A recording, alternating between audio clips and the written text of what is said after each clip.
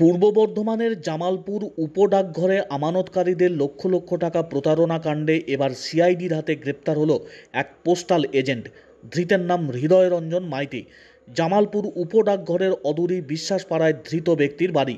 CID অফিসারদের একটি দল মঙ্গলবার বিকেলে হৃদয় রঞ্জন মাইতির বাড়িতে হানা দিয়ে তাকে গ্রেপ্তার করে কলকাতার ভবানী ভবনে নিয়ে যায়। বুধবার ধৃতকে বর্ধমান আদালতে পেশ করা হবে বলে সিআইডি সূত্রে জানা গেছে। এবার সিআইডি মূল অভিযুক্ত পোস্টমাস্টার বিদ্যুৎ সুরকে গ্রেপ্তার করুক, এমনটাই চাইছেন প্রতারিতরা। সামগ্রিক ঘটনাকে কেন্দ্র করে তুমুল আলোড়ন পূর্ব বর্ধমানের জামালপুরে। জামালপুরের উপডাকঘরে সঞ্চয়ের টাকা গচ্ছিত রেখে প্রতারিত হওয়া পরিবারটি জামালপুর হাটতলা এলাকার বাসিন্দা। পরিবারের ষাটোর্ধ্ব কর্তা রণজিৎ পাল মাটির কলসি হাঁড়ি তৈরি করে জামালপুর হাটে বসে বিক্রি করেন। তাঁর স্ত্রী রাধারানী পাল কঠিন রোগে আক্রান্ত। দীর্ঘদিন ধরে তিনি চিকিৎসাধীন রয়েছেন। রণজিৎ পালের এক মেয়ে মধুমিতা বিবাহিত, আর দুই ছেলের মধ্যে বড় ছেলে অভিজিৎ ইলেকট্রিকের কাজ করেন।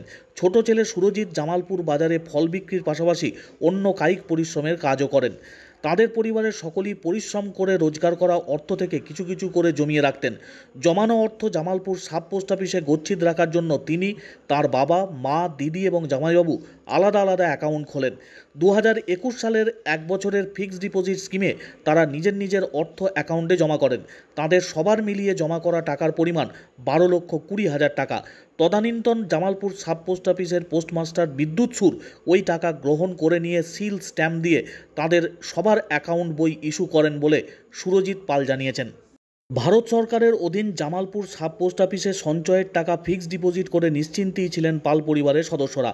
কিন্তু ফিক্সড ডিপোজিটের মেয়াদ 1 বছর উত্তীর্ণ হওয়ার আগেই কঠিন রোগে আক্রান্ত হয়ে গুরুতর অসুস্থ হয়ে পড়েন সুরজিতের মা রাধারানী দেবী। তাকে চিকিৎসার জন্য কলকাতা সহ ভিন রাজ্যের হাসপাতালে নিয়ে যেতে হয়। তখন টাকার খুব প্রয়োজন হয়ে পড়লে পাল পরিবারের সদস্যরা অগ্রিম ফিক্সড ডিপোজিট ভাঙিয়ে টাকা তুলে নেওয়ার জন্য জামালপুর সাব পোস্ট অফিসে যান। তখনই পোস্টমাস্টারের কথা শুনে তাদের মাথায় হাত পড়ে যায়।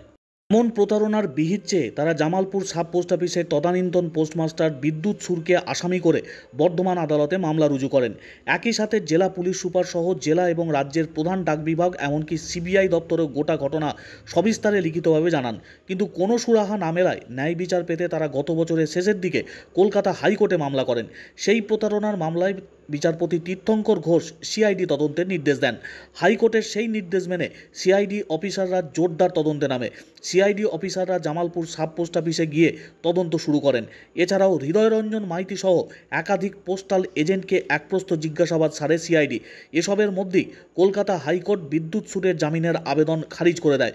পোস্ট অফিসের আর্থিক প্রতারণা মামলায় সিআইডি প্রথম জালে পুরল পোস্টাল এজেন্ট হৃদয় রঞ্জন মাইতিকে। তাঁকে হেফাজতে নিয়ে সিআইডি মূল অভিযুক্ত সহ বাকি অভিযুক্তদের নাগাল পেতে চাইছে বলে মনে করছে প্রতারিতরা। হ্যাঁ, জামালপুর সাব পোস্ট অফিসে টাকা রেখে আমি প্রতারিত হয়েছি।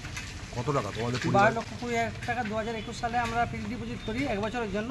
তার আগে আমার মা অসুস্থ হয়ে পড়ায় আমি ফিক্সড ডিপোজিট 1 বছর উন্নত হওয়ার আগেই আমি টাকা তুলতে যাই।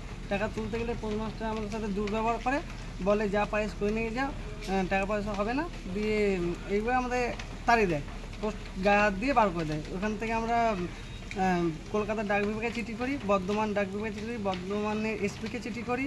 এছাড়া আদার্স যা সব বিভিন্ন পোস্টাল আছে সব মানে চিঠি করি। ওখান থেকে কোনো সুরাহা না পেয়ে বর্ধমান আদালতে আমরা কেস করি। ওখান থেকে কেসের তদন্তভার জামালপুর পিএসকে দিয়ে হয়। জামালপুর পুলিশ স্টেশনকে ওখান থেকে কোনো কিছু করে না বলে ওই জন্য আমরা রিট পিটিশন করি কলকাতা হাইকোর্টে। হাইকোর্টের যে বিচারপতি কোনো কিছু কেসটা হয়নি বলে ওখান থেকে সিআইডিকে তদন্তভার দেয়।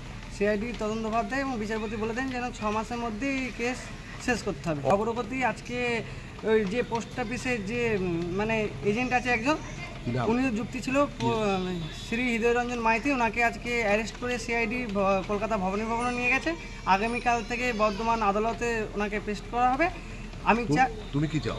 আমি চাই যে এজেন্টকে তুলে নিয়ে গেছে, যে মেন কালপিট যে পোস্টমাস্টার বিদ্যুৎ সুর, তাকে যেন অ্যারেস্ট করা হয় খুব, এবং আমাদের যেন টাকা আমরা যেন আমাদের কষ্টের টাকা ফেরত পাই তার ব্যবস্থা করে দেয় যেন আদালত থেকে, কোর্ট থেকে, এবং সিআইডির কাছে এটাই আশা যে মেন কালপিট চুনোপুটিকে না ধরে যে মেন কালপিট তাকে যেন অতি সত্বর যেন অ্যারেস্ট করা হয় এবং আমাদের অতি কষ্টের টাকা যেন আমরা ফেরত পাই, নাহলে আমাদের মরা ছাড়া গতি নেই।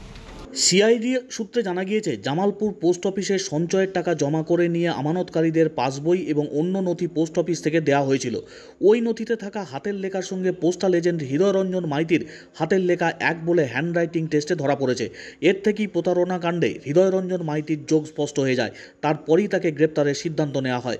প্রতারণা কাণ্ডে আরও তথ্য উদ্ধার এবং বাকি অভিযুক্তদের নাগাল পেতে ধৃত হৃদয়রঞ্জন মাইতিকে বুধবার বর্ধমান আদালতে পেশ করে সিআইডি হেফাজতে নেওয়ার আবেদন জানাবে বলে জানা গিয়েছে।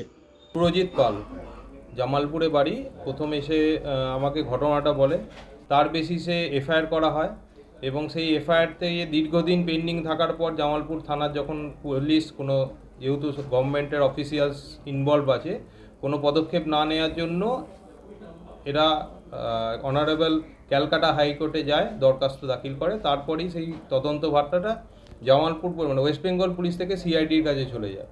খবর, জামালপুর এলাকায় এই ধরনের এই সুরজিৎ পালের পরিমাণের মতন আরও বহু লোকের টাকা ওই পোস্ট অফিসে টাকায় তারা প্রতারিত হয়েছে। অনেকে সাহস করে এগিয়ে আসছেন, অনেকে সাহস করছেন না। তো এই সিচুয়েশন হয়ে আছে। মামলাটা যাতে যথাযথ তদন্ত হয় বা সিআইডি যথাযথ তদন্ত করে, আমি সেই প্রেয়ার করব সবাইকার কাছে।